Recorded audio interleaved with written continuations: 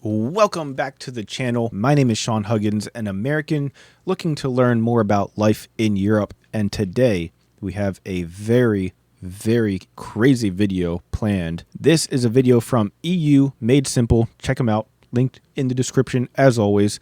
But he has France's government collapses. Apparently, France's government has collapsed. Like, what? 4 scenarios for what's next. Oh boy, this seems like a very loaded topic today. So I'm watching this kind of late. So I don't know. Maybe I need to make an updated video after this one, but I'm playing catch up here. So I know that this happened a little bit ago, but still, I saw the headline and I'm like, holy crap, this is crazy. So let's check it out together. Let's see what's going on with France's government. And as always, please consider subscribing if you haven't already. It helps the algorithm, which helps the channel and all that good stuff. Share the video with your mom and your dad and your aunts and your uncles and your dog and your cat and your neighbors and friends and all that stuff. It helps the channel grow and all that good stuff. Okay, you guys know the deal, right? You guys know the deal. Anyways, let's waste no more time. Enough yapping. Let's get into it. Back with a video about France because the French government has collapsed again. This time a dramatic vote of no confidence sealed its fate, with the National Assembly tallying 300. Didn't this just happen in Germany? A vote of no confidence or something like that? 31 votes for and 246 against. If you're wondering why French politics feels like a soap opera, it's because the National Assembly is split into 3 main camps. The far left to left-wing faction, New Popular Front, led by the fiery and ever-outspoken Jean-Luc Mélenchon. The far-right National Rally, commanded by the formidable Marine Le Pen and Jordan Bardella. And the centrist coalition Ensemble, helmed by President Emmanuel Macron. Each faction is armed with its own vision for France, and none seem willing to compromise, leading to the collapse of yet another French parliament. So what happens now? Well, we've identified 4 possible scenarios. But first, let's rewind and break down how we got here. Earlier this year, after a disastrous performance in the EU elections, President Emmanuel Macron called for a snap election for the National Assembly, the French Parliament. In July, France went to the polls, and the results were clear. A deeply fractured assembly with no absolute majority for any party. After weeks of infighting and negotiation, an agreement was finally reached. Macron's party teamed up with the Republicans to form a centrist conservative minority government, with the reluctant and unstable support from the far-right National Rally. Michel Barnier was appointed prime minister, leading this fragile coalition. While this setup kept the government afloat for a while, it was always seen as temporary, as the far-right had leverage to bring the government down at any time. Just 3 months later, Barnier faced... Dude, that's scary how one party can bring the whole government down. Man, politics is so strange to me, like regardless of the country. It's just crazy to me.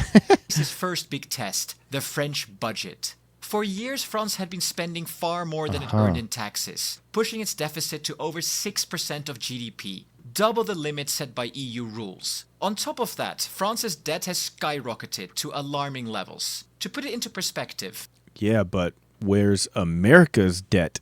That's the real question.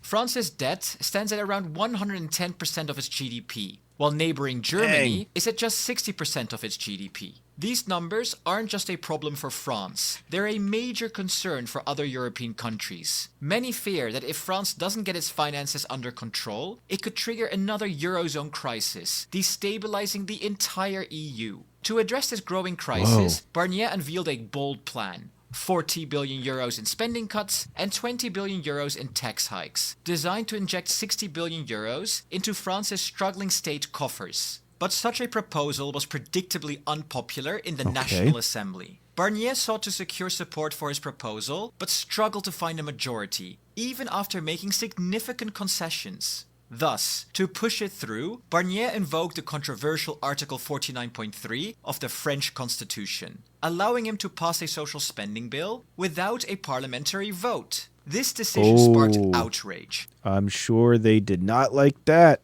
Oh, man. Particularly on the left, who immediately called for a vote of no confidence. This is nothing new. The left had attempted no confidence votes before, but never got majority support. You see, Le Pen has previously said that her party will not back such motions. But last week, she appeared to have changed her mind and said that her MPs may vote in favor after all. Wow. Are you saying that a politician went back on their word on what they believe their core values are? No. Preposterous.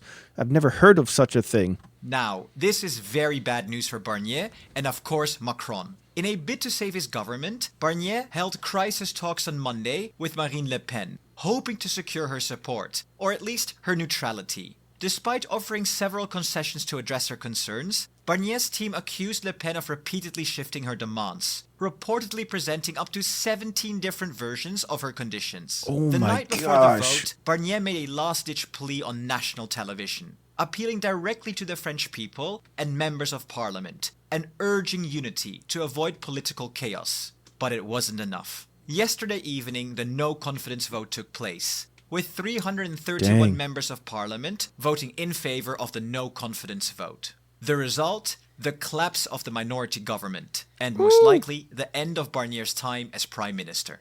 Many believe that Le Pen's true aim is far bigger than toppling Barnier.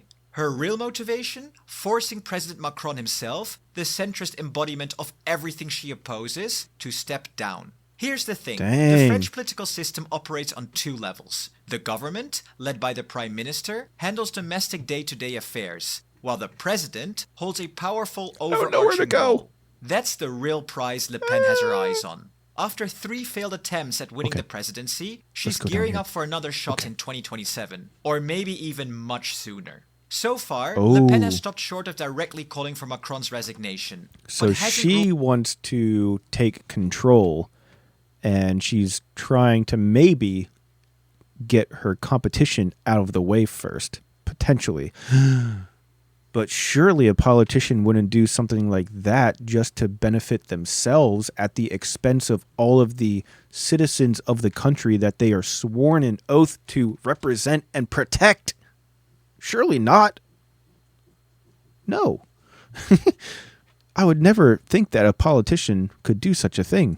Ruled it out. Our constitution is clear, she said on Monday. In the event of a serious political crisis, the President of the Republic has 3 options. Dissolution of the government, reshuffle the government, or resignation. But let's break this down. Dissolution isn't possible right now, as the French constitution only allows elections once a year, and the earliest would be July in 2025. Then there's reshuffling the government. This is also very difficult, given the fractured state of the parliament and the deep divisions between the 3 main camps. And that leaves option 3, which is what Le Pen is clearly hinting at. And public sentiment seems to back her. A poll released earlier this week. That's crazy. So she knows exactly what she's doing, it would seem. Holy crap. By the conservative outlet C News, found that 62% of respondents believed Macron should resign if Barnier is ousted. Among National Rally supporters, that number jumps to 87%. But so far, Macron isn't budging. Speaking on Tuesday evening, he was defiant. I was elected twice by the French people, he said. I'm extremely proud of this, and I will honor their trust with all my energy until the very last second of my term to serve the country. However, he is holding a speech tonight, so who knows what he will say there. If Macron doesn't resign, his most likely move is to attempt a government reshuffle. Here are his 4 main options. First, Macron could reselect Barnier as prime minister, despite his government just collapsing. While unconventional and controversial, this is technically allowed under the French constitution. Barnier would need to appoint a new cabinet, but it's almost guaranteed that he'd face another vote of no confidence immediately, putting the government back into crisis. Second, Macron could appoint a prime minister from the left. With a new Popular Front holding the most seats, Macron could try appointing someone from their camp. However, this seems unlikely. The NFP's candidates have struggled to gain enough support in the past, and any leftist prime minister would face enormous challenges maintaining power without major compromises from both the NFP and Macron's coalition. Third, Macron could attempt to appoint a politically neutral technocratic government. This approach would aim to focus on expertise rather than ideology. But with parliament so divided, such a government would likely collapse quickly, as no side is willing to cooperate for long. Or fourth, Macron could try to build a centrist coalition, by bringing together moderate factions from the left and the right. For example, the Socialist Party could use this as an opportunity to distance itself from the more radical France Unbowed faction. However, this approach risks alienating socialist voters who oppose Macron, potentially pushing them further towards the far left Jean-Luc Mélenchon. A coalition this diverse would also face huge challenges staying united. So, these are the options on the table. But let's be very honest, each one of them seems unlikely to succeed. Good. And at this point, it's anyone's guess where things will go from here. France's political crisis is also causing big problems for the EU. And the main issue is debt. Investors felt hopeful when Michel Barnier became prime minister and formed a government that could manage the budget. But now, after Barnier was removed in a no-confidence vote, fears about France's debt are growing. If far-left or far-right parties gain power, their expensive policies could lead to even more debt. This could trigger a European currency crisis, similar to what happened in Greece after 2008. Wow, it's crazy that just one country can basically destroy the whole euro, even though there's so many countries that use the euro. Wow. Especially since Germany is also struggling economically. This crisis could not come at a worse time. Ukraine is losing ground to Russia. Germany's government has also fallen. Oh my God, Trump that is picture. coming to power. The EU desperately needs strong leadership, and currently it has none. But what do you think will happen? And what is your I don't know. favorite That's option? why I'm watching And we these also have a videos. Wow. Okay, that was intense. This is very. It has a lot of similarities, I feel like, with what happened in Germany a few weeks ago, months ago, weeks ago. Yeah. I mean, it's hard for me to keep up with all this stuff because I am not used to the political systems that European countries use, and I don't follow politics even in America. I don't follow politics in any country or anything, so it's hard for me to keep up with, but it's something that I do find fascinating and obviously very impactful. So I don't know what to make of this. Like, this is there's no good solutions, you know? So this video is kind of old now, so maybe I need to do like a follow-up video and see what's actually happening nowadays in France. I don't know, but pretty crazy news to watch. But at any rate, though, I want to know what you guys, the experts, have to say about it.